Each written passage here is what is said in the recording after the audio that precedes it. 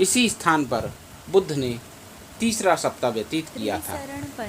अब यहाँ पर काले पत्थर का कमल का फूल बना हुआ है जो बुद्ध का प्रतीक है।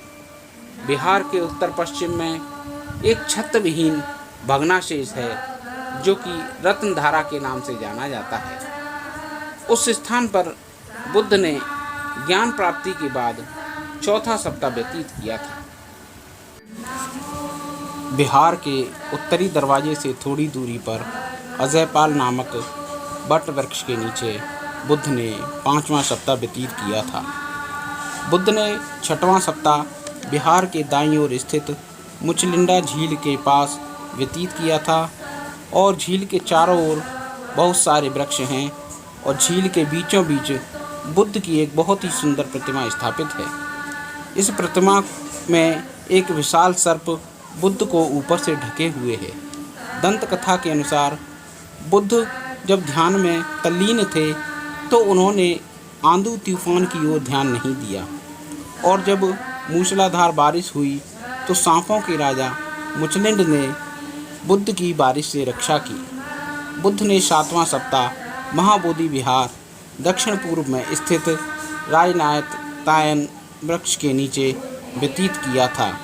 यहीं पर 2 बर्मा के व्यापारियों से बुद्ध की भेंट हुई थी और व्यापारियों ने बुद्ध से आश्रय की प्रार्थना की।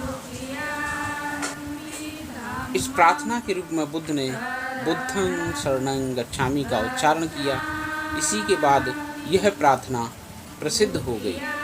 महाबोधि विहार के मुख्य गुंबद पर थाईलैंड के सम्राट ने कुछ वर्ष पूर्व ही स्वर्ण कलश स्थापित कराया था। महाबोधि विहार से ही कुछ दूरी पर 80 फुट ऊंची ध्यान मुद्रा में एक प्रतिमा है जो कि एक कमल पर विराजमान है। यह प्रतिमा हजारों मिस्त्री कारीगरों द्वारा 7 वर्ष में पूर्ण हुई जो कि बहुत सुंदर और आकर्षक है। महाबोधि विहार के आसपास तमाम देशों के बहुत ही सुंदर मंदिर बने हुए हैं जो कि आकर्षण और ध्यान के प्रमुख केंद्र हैं। महाबोधि विहार के नज़दीक ही कई सारे देशों के बहुत ही सुंदर मंदिर बने हुए हैं जिनमें Sri Lanka, Thailand, Japan, Cambodia, Taiwan, China तमाम देशों के ऐसे मंदिर बने हुए हैं जिनकी खूबसूरती देखते ही बनती है। श्रीलंका के मंदिर में आप जाएं तो आपको बहुत सारी खूबसूरती देखने के साथ साथ ही वहाँ पर आपको एक प्रतिमा मिलेगी अनागरिक धम्मपाल की। अनागरिक धम्मपाल वो हैं जिन्होंने भारत में बौद्ध धर्म को उदय करने में बहुत बड़ा योगदान दिया। महाबोधि विहार की पुनर्स्थापना करने के लिए उन्होंने अंग्रेज़ों के साथ मिलकर के एक महाबोधि सोसाइटी बनाई और महाबोधि विहार का पुनर्स्थापना की। और इसी के साथ आप वहाँ पर कई चीनी यात्रियों की प्रतिमा भी देखेंगे। तो बहुत सारे मंदिरों के साथ साथ ही महाबोधि विहार बोधगया के नज़दीक ही आप देखेंगे विश्व शांति स्तूप राजगिरी जो कि कभी राजगृह के नाम से प्रसिद्ध थी और राजगिरी में ही विश्व शांति स्तूप स्थापित है जहाँ पर तथागत बुद्ध ने कई बार प्रवचन दिए।